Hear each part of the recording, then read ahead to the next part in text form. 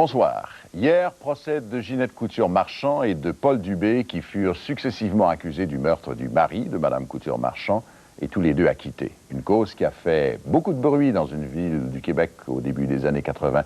Mais parce qu'elle est récente, cette cause, et parce que nous avons voulu éviter de blesser les personnes qui furent impliquées, leurs noms ont été changés dans la reconstitution montrée hier. Pour la même raison, nous ne reviendrons pas sur ce procès dans l'émission À vous de juger ce soir. À la place, je m'entretiendrai dans la demi-heure qui suit avec des parents de personnes qui furent impliquées dans les 3 premiers procès. Nous vous avons quand même posé une question depuis hier. Je vous la rappelle, cette question à l'instant. Seriez-vous favorable à la retransmission de véritables procès à la télévision? Nous reviendrons avec votre verdict là-dessus en fin d'émission. Pas comme ils font aux États-Unis. Pourquoi? C'est parce que ça met le juge, les procureurs de la couronne et les témoins dans des situations. Ils sont pas eux-mêmes. Ils sont obligés d'acter, ils sont mal à l'aise. Moi, j'aime pas ça, ces affaires-là. Je trouve que déjà, il y a assez de violence à la télévision. Comment les gens vont prendre ça? Non, ça me fait peur, ça. Notre premier procès, il y a 3 semaines, était celui de la femme Pitre, accusée d'avoir placé une bombe dans un avion de la Québec Airways en septembre 1949. Madame Pitre fut la dernière femme à être pendue au Canada. Voici quelques images de son procès. Monsieur Lamonde, est-il vrai de dire que le matin du 9 septembre 1949, alors que vous travailliez comme commis aux enregistrements des bagages à l'aéroport de l'Ancienne-Lorette, vous avez reçu un paquet qui ressemblait à cette boîte-ci? Votre Seigneurie, je m'objecte à la production de la boîte. Il s'agit d'un effet qui n'a pas servi. On l'a amené ici, mais il ne s'agit pas de la boîte en question. Je tiens à faire remarquer à mon charmant ami que la chose nous apparaît à tous évidente. Je permets la question. Allez vous asseoir, Maître Simard. Poursuivez, Maître Dorion. Merci, Votre Seigneurie. Dans le procès de la femme Pitre, le procureur de la Couronne était Maître Noël Dorion. Vous venez de le voir, c'était une des gloires du barreau québécois à cette époque. Son fils Louis, également avocat, est avec nous ce soir. Bonsoir, Maître Dorion. Bonsoir, M. Nadeau. Il y avait même presque une ressemblance physique, d'ailleurs, entre le comédien Raymond Bouchard et votre père, que j'ai connu, Noël Dorion. Exact. Même le comportement présente aussi certaines ressemblances. C'était vraiment un des grands ténors du tribunal, votre père. C'est le gros canon au Québec dans sa génération, là. Je suis heureux de reconnaître que c'est ce qu'on considérait. Ouais. J'en étais fier. Bon, alors on a dit aussi au sujet de ce procès-là, comme le procès Gay, le procès Généreux-Ruet, que Maurice Duplessis, qui était ministre de la Justice à l'époque, était procureur général, avait décidé qu'il fallait des sentences exemplaires et qu'il avait choisi justement des avocats extrêmement compétents pour s'assurer justement de ces sentences-là. Je dois corriger ça, M. Nadeau. Il faut reconnaître qu'il avait choisi de bons avocats. Il y avait, en fait, papa Noël Dorion, l'honorable Paul Miquelon, Percy Flynn, il y avait de très bons avocats. Et à cette époque, ces avocats ainsi nommés, ils n'étaient pas là à plein temps. Ils considéraient comme une espèce de mission l'ouvrage qu'ils faisaient. C'était très différent de ce qu'on connaît aujourd'hui. Et votre père, finalement, était appelé à agir dans toutes sortes de causes criminelles parce qu'il était, je pense, un peu le patron du bureau de la Couronne à Québec. Substitut du procureur général en chef à Québec. Ouais. Vous n'étiez pas encore avocat à l'époque, mais vous avez suivi ce procès-là de très près, le procès. De A à Z. Et qu'est-ce que vous retenez de ça vous-même? C'est ce qui m'a fasciné là-dedans, parce que j'ai eu l'occasion de vivre ça de près, c'est le travail de recherche policière avec le concours des avocats de la Couronne. Et recherche policière, pas du tout sommaire, avec des savants, Bernard Péclet, le chimiste, des physiciens, il y avait un tas d'experts qui ont été appelés. Ça a été une analyse très, très minutieuse du dossier, vous dites. À tel point, même si c'est difficile à croire, à tel point qu'avant même de savoir qui avait fabriqué cette bombe, on connaissait la marque du cadran qui avait été utilisé, de même que tous les éléments qui ont pu entrer dans la confection de cette bombe. Qu'est-ce que vous retenez, vous? Quel souvenir avez-vous conservé de Mme Pitre? Vous l'avez vue de très près, Mme Pitre, pendant tout ce temps-là. À plusieurs reprises. Quand vous la comparez, par exemple, à la comédienne Renée-Marie Patrick, qui... Il y a pas vraiment de comparaison possible. Tout d'abord, la comédienne était très sympathique. Elle attirait la sympathie. C'est automatique à la voir. Et vous ne trouviez pas Mme Pitt sympathique, d'après ce que je crois comprendre? Ben, c'est-à-dire que c'était tout à fait le contraire. Mme Pitt était une femme intelligente, de peu d'instruction, mais intelligente. Arrogante, comme on ne peut pas s'imaginer. Elle, à l'époque, avant qu'elle soit elle-même accusée, elle était évidemment témoin pour la police, puis pour la couronne, dans les procès d'Albert Gay et de son frère Généreux Huet. Elle était exigeante. Je me souviens d'elle dans le bureau des avocats de la couronne, parce qu'à l'époque, nous demeurions à l'extérieur de Québec, il fallait voyager avec notre père. Elle était arrogante. Par exemple, elle exigeait d'être conduite par un policier, pas autre chose. Ça lui prenait du galon. Donc, effectivement, assez différent de l'image que projetait la comédienne dans notre... M. Nadeau, plus qu'assez. Totalement différent. Merci beaucoup d'avoir participé à notre émission et d'avoir évoqué ces souvenirs, Maître Dorion. Nous allons vous revenir tout de suite après cette pause. Ça permettra quand même au public de savoir ce qui se passe au niveau du tribunal. Parce qu'il y a toujours des trucs qui se passent que nous autres, on ne connaît pas. Non, moi, je suis pas favorable à ça. Moi, là, j'ai pas... les grands spectacles, là, j'aime pas vraiment ça. Je pense que c'est la vie intime souvent des personnes, là, des gens. Là. Je pense pas que on ait le droit d'exposer ça comme ça au grand public. Là. Notre deuxième procès était celui de l'abbé Delorme, une affaire qui fit un bruit énorme au début des années 20. L'abbé Delorme était en effet accusé du meurtre de son frère. Il subit 4 procès consécutifs avant d'être finalement acquitté. Voici quelques images de notre reconstitution. Il fallait le contre-interroger. Vous savez aussi bien que moi que Racette est un ami personnel de Delorme. Ils ont sûrement inventé cette histoire de toutes pièces. Mais les preuves, monsieur Lajoie, ce sont les preuves qui comptent. Du sang, c'est du sang. Mais vous savez aussi bien que moi que c'est le sang de la victime qui est sur le coussin. Mais comment est-ce que je le prouve? En confondant le témoin. Vous avez fait votre travail, inspecteur. Maintenant, laissez-moi faire le mien. En continuant à le faire comme ça, ils vont finir par libérer un fratricide qui se croit protégé par sa soutane. Il y a bien des choses à propos des Canadiens français que vous ne comprendrez jamais, monsieur Farah. Je suis un policier, monsieur le procureur. Tout ce que je veux, c'est de faire condamner un assassin qui tue de sang-froid. Si vous y teniez tant, vous aviez juste à pas écrire de livre sur l'affaire.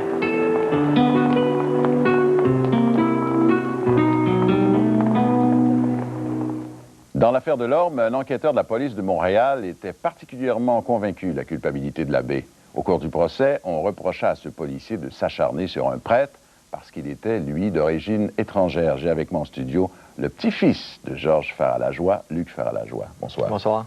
C'était tout un policier que votre grand-père.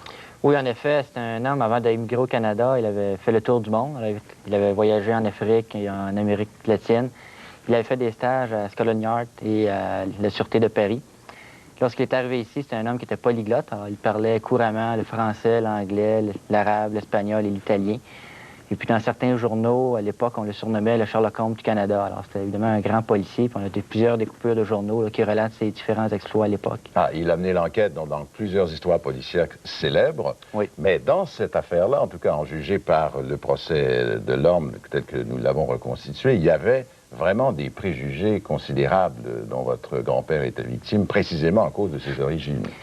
Oui, à cause de ses origines, le fait qu'il était immigrant, évidemment, ça l'aidait peut-être pas à cette époque-là. Il avait même, pour mieux s'intégrer à la communauté francophone, son nom c'était Georges Farah, et il se faisait appeler Georges Farah dit Lajoie.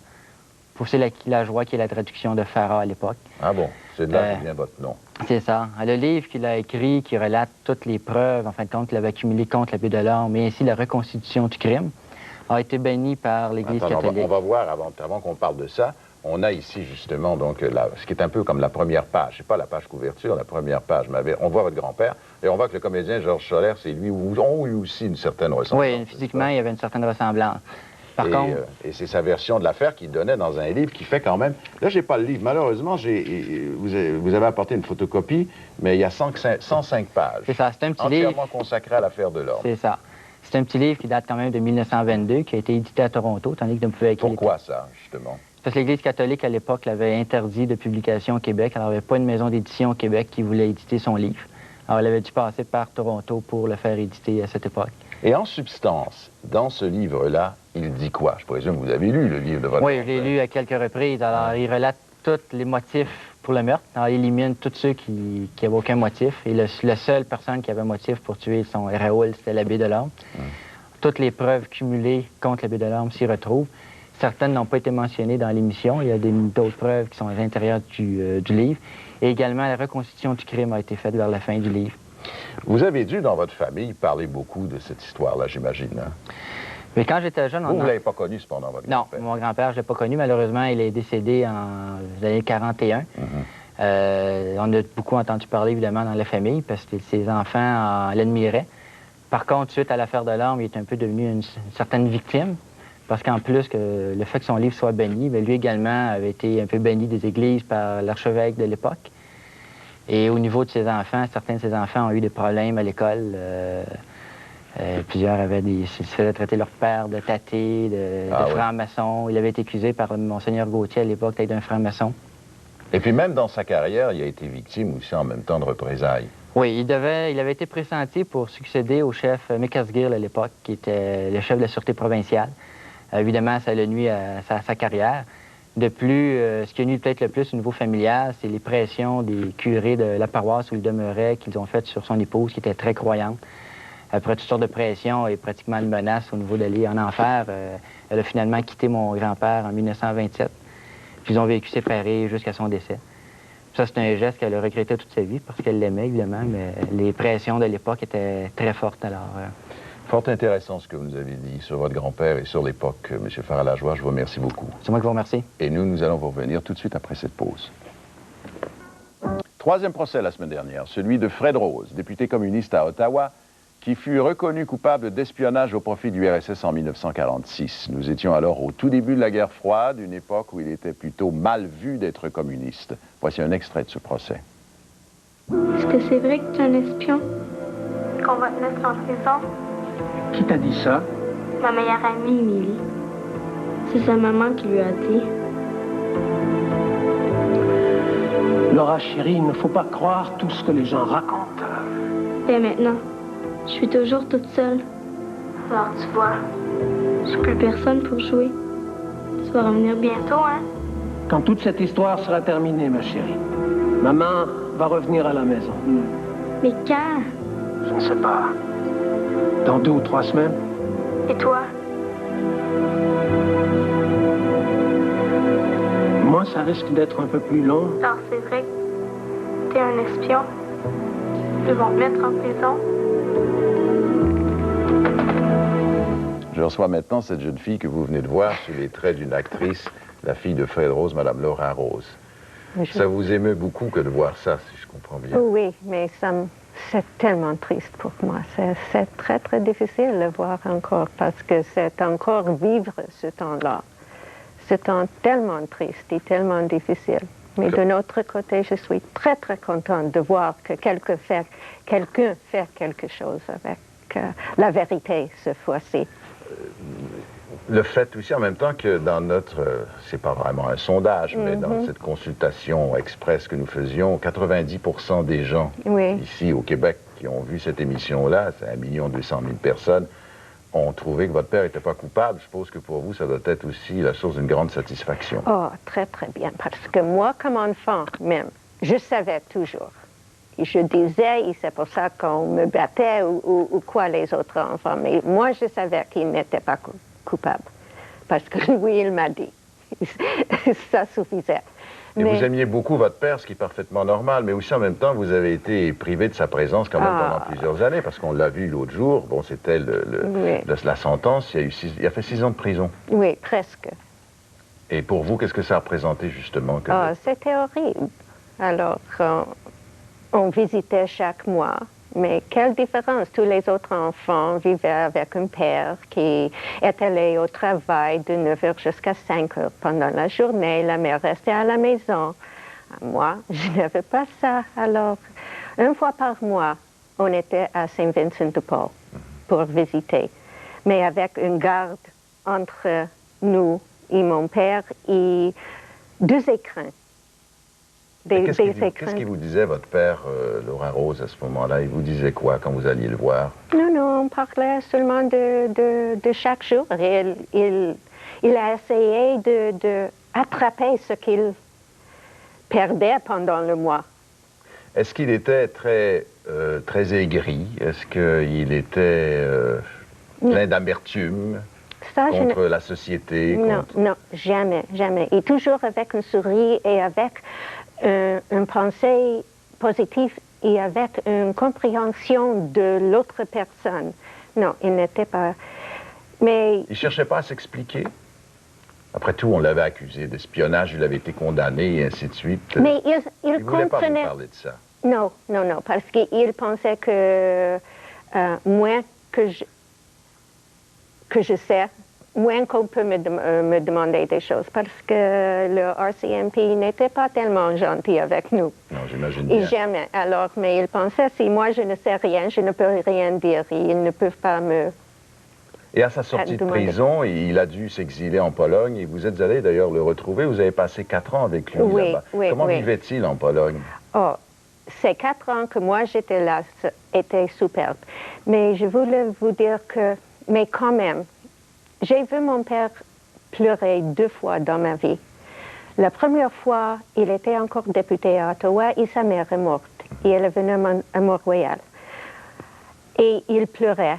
Et la deuxième fois, en 1955, quand le Festival de la jeunesse, les Canadiens chantaient Un Canadien errant. C'était en Pologne, ça? En Pologne. Et lui, il restait avec les larmes. En terminant, malheureusement, c'est terminé maintenant, mais est-ce que vous souhaitez qu'il y ait un pardon, qu'il y ait une révision du procès, si c'était possible? Est-ce que vous entreprendriez ces démarches-là, vous? Moi, je ne pense pas que moi. Moi, je pense que je sens maintenant, moi, je suis enragée, OK, encore. Et je sens que c'est à eux de faire l'initiative. Merci beaucoup, Mme Rose. Je vous en prie. C'est maintenant le moment de vous transmettre votre réponse à notre question du jour. C'était, seriez-vous favorable à la retransmission de vrais procès à la télévision? Vous avez été 2800 à téléphoner dans une proportion de 92%. Vous avez répondu oui et 8%, vous avez répondu non. Voici maintenant ce que pensent de cette question nos 4 commentateurs des premières semaines. Alors, devrait-on autoriser la présence des caméras dans les cours de justice? Je vais demander à mes invités. Je commence par Yves Wabert.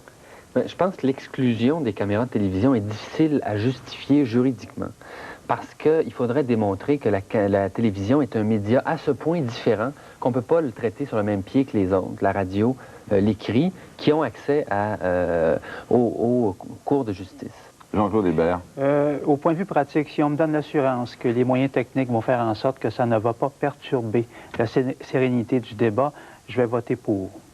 Daniel Côté. Moi, je suis contre pour une question de décorum, et je suis contre aussi en matière criminelle pour les victimes. C'est déjà assez difficile de venir témoigner sans en plus avoir la télévision. Jean Cournoyer. Si moi, on m'assurait que les gens suivraient les procès à partir du début jusqu'à la fin, comme on le demande au jury, j'aurais aucune objection à ce que le procès complet soit suivi. Mais juste en prendre des extraits, c'est strictement faire œuvre de dénigrement d'une possible justice. Quand un jury est là tout le temps, puis qu'on dit on le remplace en l'espace de 10 minutes par une image de télévision, on peut faire n'importe quoi avec le monde avec ça. Merci. C'était la semaine dernière. En terminant cette série des grands procès, nous avons voulu faire rencontrer aux téléspectateurs celui qui en a été le maître d'œuvre, un des grands réalisateurs de la télévision québécoise. Il nous avait donné la série Duplessis dans les années 70. Je vous le présente, mon ami Marc Blanford. Marc, le grand défi à relever dans cette production, cette réalisation, surtout, c'était quoi? Je vais répondre tout de suite, mais je dois te dire que je suis encore très imbu de toute l'émotion que j'ai ressentie en voyant Mme Rose, que j'ai connue comme Fanny, et de lui dire, on s'est rencontrés tout à l'heure, j'ai l'impression de vous connaître, et c'est une des récompenses extraordinaires du métier que nous faisons, de vivre cette femme, de voir cette femme qui dit enfin, n'est-ce pas, quelqu'un dit la vérité, et quel moment merveilleux. Alors j'en suis encore tout imprégné. Le défi, bien sûr, c'était le mariage du journalisme, de l'histoire et de la dramatique, c'était de réduire les procès qui ont duré des semaines et d'en faire 44 ou 45 minutes. Le public nous a suivis, on a donc réussi, mais c'était aussi de voir travailler ensemble des recherchistes, des journalistes et des dramaturges. La tension donc était créatrice et parfois assez chaleureuse, assez chaude, oui. chaude. Et donc, il y avait des tensions sur la mesure dans laquelle on pouvait dramatiser, dans la mesure dans laquelle on restait fidèle. On ne pouvait pas être exact, parce que si on est exact, il faut donner tout le procès. Donc, il y avait des discussions extrêmement fortes, intéressantes là-dessus, et un débat intéressant. Et le but qu'on se disait, ça n'était pas, bien sûr, une exactitude à la virgule près. C'était, comme tu le sais très bien, ça a été, bien sûr, d'être fidèle à l'esprit de ces procès-là. Il fallait aussi, bien sûr, les placer dans leur contexte historique. Donc, à l'intérieur de ces 44 minutes, c'était de tout faire passer. Comme vous voyez, non seulement il réalise bien, mais il parle bien aussi. Merci Marc. Voilà, c'est tout le temps qu'il nous restait. Je vais remercier nos téléspectateurs d'avoir été présents en si grand nombre pendant 4 semaines. Ici Pierre Nadeau, je vais vous retrouver l'année prochaine pour une nouvelle série de grands procès. Au revoir. All right.